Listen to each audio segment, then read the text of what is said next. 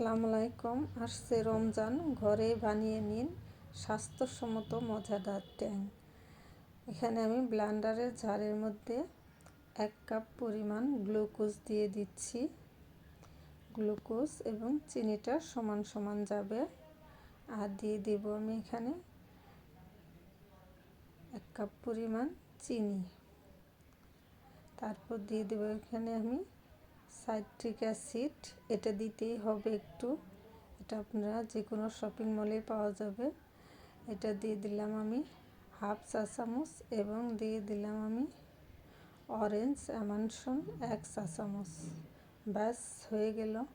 এখন ব্লেন্ডার জারে 1 থেকে 2 মিনিট ব্লেন্ড করলেই হয়ে যাবে মজাদার ট্যাং। খুবই স্বাস্থ্যসম্মত এবং খুবই টেস্টি। আপনারা অবশ্যই একটু ট্রাই করবেন এই রমজানে।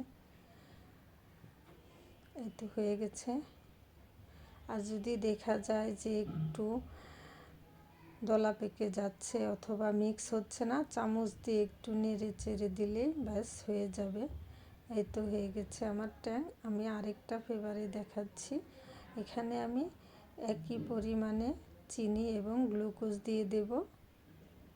আর দিয়ে দেব এখানে সাইট্রিক অ্যাসিড, এটা দিতেই হবে। এটা আমি প্রিন্স বাজার থেকে নিয়েছি। এমনি আমি দোকানে মুদির দোকানে খোঁজ করেছিলাম, পাইনি, তাই প্রিন্স বাজারে পেয়েছি, ওইখান থেকে নিয়েছি। 1 বোতলের দাম মাত্র 50 টাকা। অল্প কিছু টাকা খরচ করে হয়ে যাবে মজাদার ঘরে বানানো স্বাস্থ্যসম্মত ট্যাং। তোমার হয়ে গেল। খুবই টেস্টি হয় এই ট্যাংটা, ঠান্ডা পানি অথবা বরফ দিয়ে খেতে খুবই মজাদার। তো আমার এই ট্যাংটাও, এটা হচ্ছে গিয়ে লেমন ফ্লেভারের, একটা অরেঞ্জ ফ্লেভার, একটা লেমন ফ্লেভারের। এটা যে কোনো শপিং মলে গেলে এই ফ্লেভার দুইটা পাওয়া যাবে। ব্যাস হয়ে গেল তৈরি। ঝটপট বানিয়ে নিলাম মজাদার স্বাস্থ্যসম্মত ট্যাং। এতে হয়ে গেছে। খুবই ঝরঝরে, একদম কেউ বুঝতেই পারবে না এটা বাজারের ট্যাং না। আমি আপনাকে একটু গুলিয়ে দেখাচ্ছি।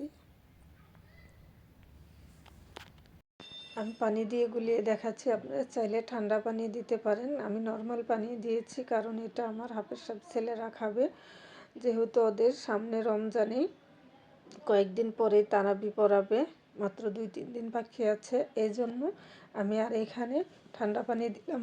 ওরা ঠান্ডা পানি খাবে না, বরফ তো প্রশ্নে ওঠে না। আপনারা চাইলে বরফও দিতে পারেন, বরফ, ঠান্ডা পানির চিয়া সিডও সাথে দিতে পারেন। খুবই মজাদার। একবার আপনি যাকে খাওয়াবেন সে আপনার জন্য ইফতারির সময় মন ভরে দোয়া করবে। এত মজাদার, এত টেস্টি হয় এই লেমন এবং অরেঞ্জ ফ্লেভারের ট্যাংটা। খুবই টেস্টি। আপনারা অবশ্যই ট্রাই করবেন। খুবই অল্প উপকরণ দিয়ে এবং অল্প খরচের মধ্যে এটা বানানো যায়। আমি ভালো মতো গুলাইতে পারলাম না, কারণ আমার চামচটা একদম গ্লাসের নিচ পর্যন্ত যাচ্ছে না। এই জন্য আপনারা চাইলে চিয়া সিডও দিতে পারেন। আমি চিয়া সিডও দিলাম না, কারণ এটা আমার ছেলেরা খাবে, এই জন্য ওরা চিয়া সিড খায় না। আমি এর আগেও বানিয়েছিলাম, এই যে দেখতে পাচ্ছেন শেষ হয়ে গেছে, আবার বানালাম। সবাই ভালো থাকবেন। আল্লাহ হাফেজ।